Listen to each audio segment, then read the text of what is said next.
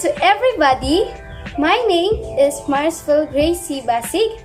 Today, let's have our experiment. So please observe.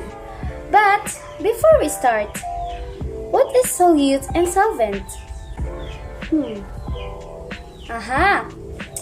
Solute is a substance being dissolved and it is present in smaller amounts.